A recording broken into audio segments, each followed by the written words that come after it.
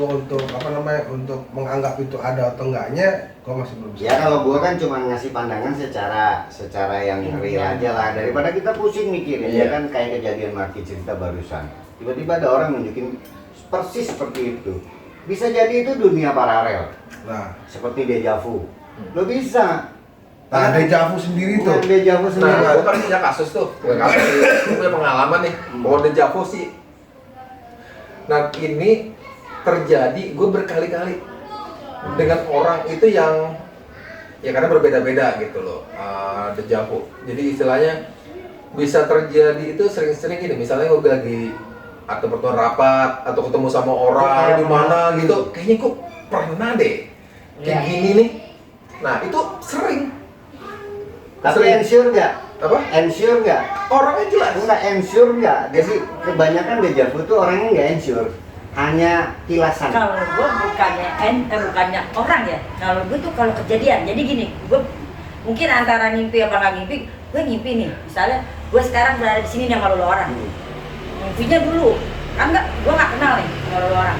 Tahu-tahu ya ini kejadian, ini gue sering.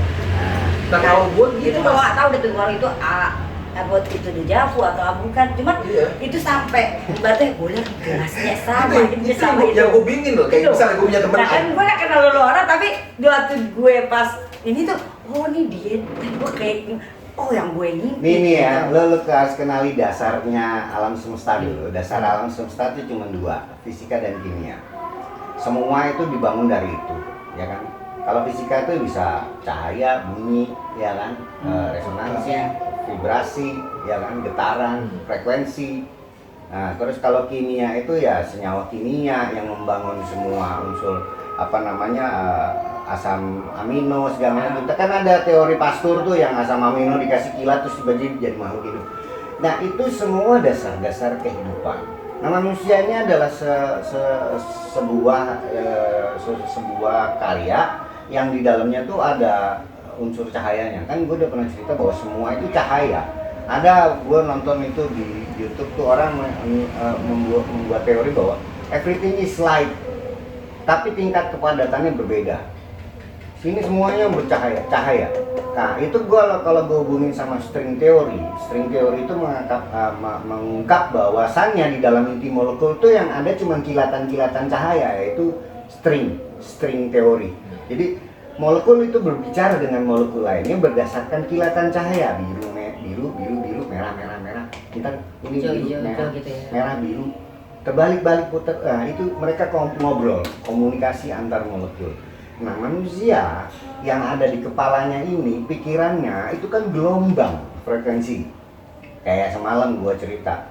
Lu bisa nggak percaya sama film-film fiksi yang dibuat orang-orang itu, tapi lu percaya bahwa ada yang namanya ilham, ya kan? Nah, ini lu sama aja menjilat ludah sendiri. Lu itu fiksi. Nah, ini fiksi, tapi lu percaya ada orang yang punya ilham. Nah, ilham itu dari mana, gue tanya? Orang bisa punya ide seperti itu. Itu kan kalau nggak ada sumbernya, nggak mungkin orang bisa berimajinasi. Imajinasi pun ada sumbernya gitu loh. Nah, kalau yang itu tadi berkenaan dengan tadi ya, kita ini semua sumber informasi yang kita dapat itu dikelola sama otak menjadi aksi, menjadi apa aja lah yang bentuk outputnya. Jadi segala sesuatu itu basically hanya fisik dan chemical. Fisik, chemical. Ini dua unsur ini yang membangun jagat raya ini. Kalau orang nggak paham ini dulu,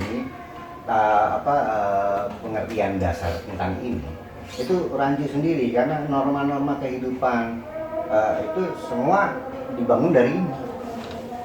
Ya, yang terjadi di semua lah ini terjadi karena possibility world. Nah, ini kayak gue bilang possibility world. Segala sesuatu tuh punya dua cabang. Hari ini lu melakukan ini, kita melakukan ini nih. Bisa jadi lu berhalangan arusnya nih pada di titik ini, lu nggak jadi, ya kan? Iya, ada. Terus apa di persimpangan berikutnya ada dua cabang lagi. Nah, lu mau ngapain di luar ini?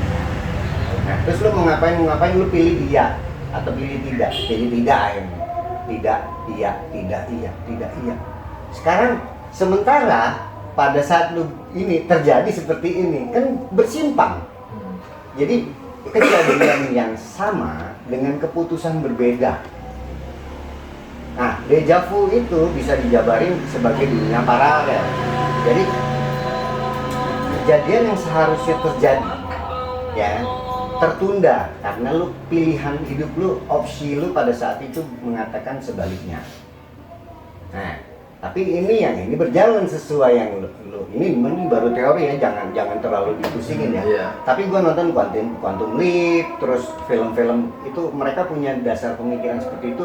Tuh gua juga berpikir, iya ya, setiap kemungkinan yang kita katakan, gua hari ini bilang tidak, tapi besok gua bilang iya. Sementara gua pada saat ini kalau gua tarik lagi, gua bilang tidak ya kan. Besok gua bilang iya, ketemu nggak? Nah, singgungan paradok itu yang disebut kadang-kadang ini tertunda doang, kita bicara gini, nanti bilang gue pernah ngimpi iya, misalnya kan itu gitu. ketemu nih kayak ibaratnya kejadian kayak gini gitu. Itu lu ditarik jauh dari dunia kemungkinan possibility-nya saat ini, tapi tertunda. Jadi ketika lu ngalamin ini lagi, sesuatu yang tertunda dulu itu Ada di sini. nyinggung tapi berbentuk ilasan karena lu udah punya keputusan yang jadi Mau lari ke sini gitu. kita tuh ternyata ada banyak.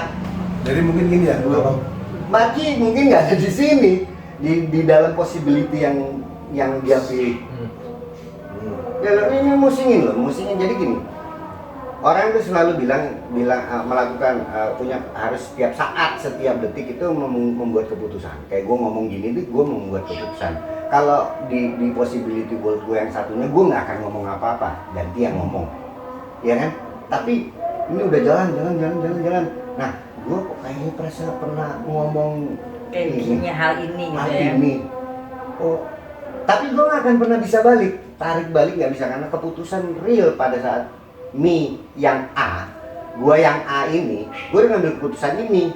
Nah, gue yang B, terserah dia mau kemana, gitu loh. Nah makanya kan gue bilang gini loh, contoh yang paling konkret itu ya gue kan berkali-kali lah dalam kehidupan aku ini gue sering gitu loh, dalam arti gini, gue punya temen namanya Arif Puji, dia beberapa kali sering ketemu sama dia. Nah setelah gue ketemu lagi ngobrol kapanpun ya, mau kapan ketemu, Berasanya kayak kayaknya gue pernah ini, duduknya sama di Arif sini. Tapi dalam hati ini, gue pernah gini deh. Kadang gue ngomong sama Cik, gue pernah gini deh, malah gitu. Lu jangan menuduh gua nggak pernah mengalami deja vu. Pasti enggak. Kalau lu Tapi cuma- manusia melakukan terjadi itu kan? Gua dari baunya aja loh deja vu. Jadi deja vu itu bisa memicu semua panca indera lu. Rasa, bulu kuduk, Ciuman, ya. penciuman, Dan penciuman pendengaran. Lu denger lagu, oh ini gua pernah. Kayak pernah. Jadi gara-gara tuh lagu, gua kayaknya pernah merasa di sini.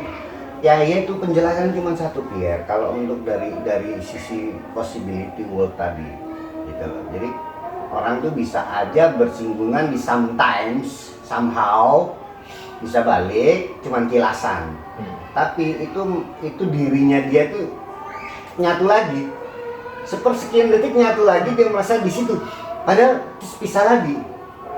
Lu yang A, lu yang B. Atau lu yang Z lah, gue nggak tahu kan itu kan namanya dunia possibility itu miliaran kemungkinan. Nah manusia ini percaya 3 dimensi, padahal dimensi itu buah nggak terbatas, infinity world. Nah, dimensi aja udah nggak terbatas di dunia doang kita tahu 3 dimensi. Seperti gua cerita, lu ngomong 3 dimensi ya kan. Sekarang gini aja deh, ini nih contohnya. Gua lihat dari sini, gua taruh titik di situ. Titik tuh ada. Gue lihat ini. Tapi gue nggak bisa lihat sebelahnya. Padahal ini benda 3 dimensi. Berarti kita itu 3 dimensi itu hanya ilusi.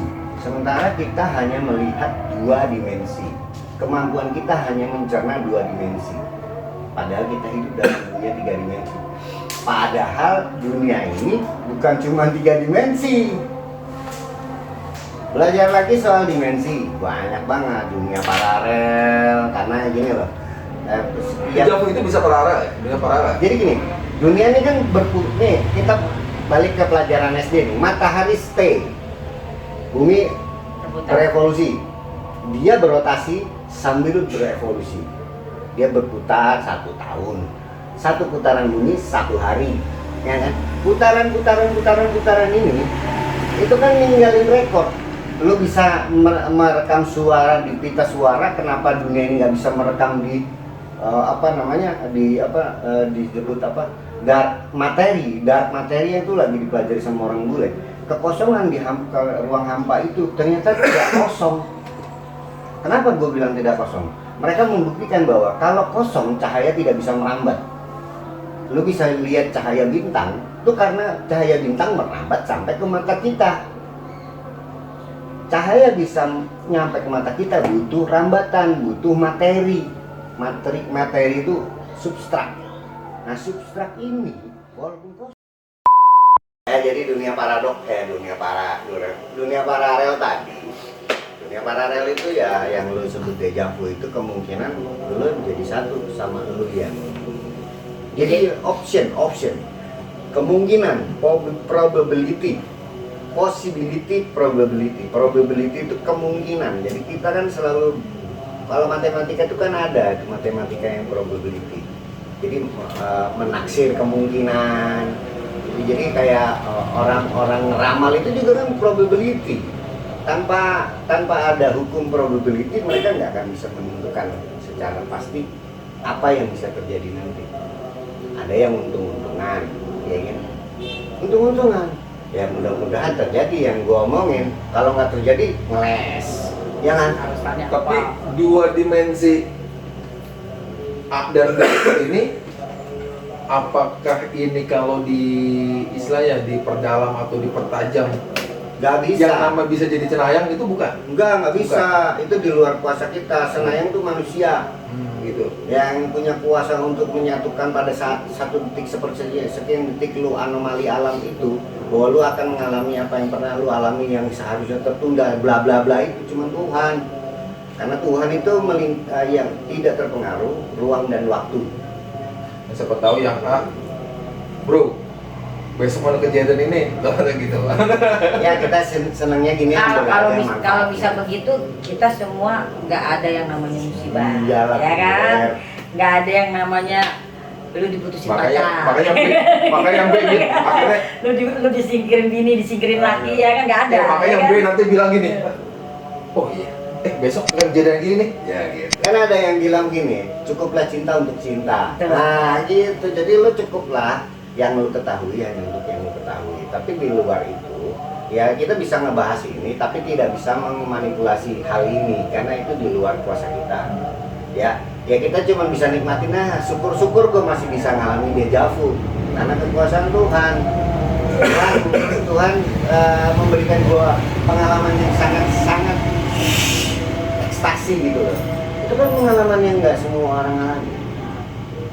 Gitu. Jadi udah bersyukur aja pernah ngalamin deja vu. Gue kalau sebagai orang awam sih ngomong gini sih ya, kalau kita tadi kan awal kita ngomong masalah Bro, kalau awam gue juga awam. kan kita bicara konon katanya semua. Iya, konon katanya. Iya, ini maksudnya kita ya, bicara gini. si alam, Iya. konon Ini katanya. konon. Yang gue omongin semua ini, gue tuh tidak bertanggung jawab sama omongan gue. Ini gue orang yang tidak bertanggung jawab nih, karena gini, gue tuh bukan ahli, bukan apa. Tapi gue sering banyak berpikir. Nah, pesen gue buat orang-orang ini, tolonglah kalau nemu sesuatu yang agak ngulik sedikit, tolong berpikir gitu. Karena dengan dipelajari lagi, ya kan, dikupas gitu. Jangan kita dikit-dikit dikupas. mistis, jangan dikit-dikit mistis ya. jangan gumunan. Yang gumunan itu membawa kita pada pemikiran yang nyeleneh jadinya. Tetap pada hukum alam, fisika kimia. Karena supranatural pun substratnya itu. Elektromagnetis itu kan nggak kelihatan. Tapi bisa jadi, listrik bisa lo lihat, nggak bisa, suara bisa lo lihat, enggak, tapi terjadi. Kita dikasih 5 indera, 5 ini kalau digabungin jadi indera ke-6. Indera ke-6 itu bukan satu indera lagi, bukan, tapi lo bisa menggabungkan secara sempurna 5 indera ini lo jadi indera ke-6. Nah, kalau kayak gitu kan, kalau kita bilang semua tuh jangan mistis gitu kan, misalkan elektromagnetik dan apalah itu kan. Kalau Ya tadi kan juga kita jadi ngomongnya agak ke mistis juga kan. Iya. Kalau masalah jin dan jung itu kan sosok ada atau apa tadi paradoks alam atau Oh gini, kalau ciptaan itu kan Tuhan menciptakan segala sesuatu. Ada nggak di ayat-ayat? Ada. Tuhan menciptakan segala sesuatu. Jadi yang lu pernah Jin tahu. pun diciptakan sama Tuhan, ya kan? Jadi kalau segala sesuatu tuh nggak ada Makanya di sekarang gini, mistis itu juga luas loh artinya. Lu mau larinya mistis kemana nih? Nah, itu. Benar nggak? Lu mau ya kalau mau bilang mistis, ya ibaratnya Tuhan juga mistis kan kita nggak lihat, nggak tahu. warga maga. Ya kan magaib berarti kan mistis, spiritual, mistis. Ada tetap. kata-kata out of the box. Nah. Kita ini selalu hidup dalam box. Nah, sekali-sekali lu berpikir out of the box. Itu maksudnya dalam sebetulnya, nggak cuma kata-katanya anak kekinian doang. Out of the box itu adalah gini, lu coba deh berpikir yang warna sedikit. Yang dimaksud mistis itu bukan cara pandang lu terhadap masing-masing orang punya Mistis itu beda-beda. pemikiran sendiri gitu loh. Sama seperti kita dulu bahas soal Tuhan itu Tuhannya kita sendiri. Tuhan lu sama Tuhan gue jelas beda. Dari cara menyembah lu itu yang membuat beda. Nah, kalau pemikiran terhadap mistis ini disamaratain, semua orang sama lah, kita oke, akur. Mistis itu artinya ini. Itu mah cuman harus bisa bikin standarisasi aja, standarisasi kata dan fungsi maknanya. Tapi sebetulnya lu tuh bebas. Lu menganggap mistis itu tahu goreng juga boleh. Oh, itu gue bagi mistisnya dong, nggak apa-apa nggak.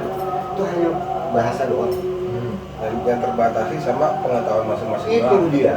Sama itu tadi kembali lagi kan gue bilang sebenarnya apa kita omongin ini sebenarnya nggak terkait jauh sama kesadaran spiritual. Nah,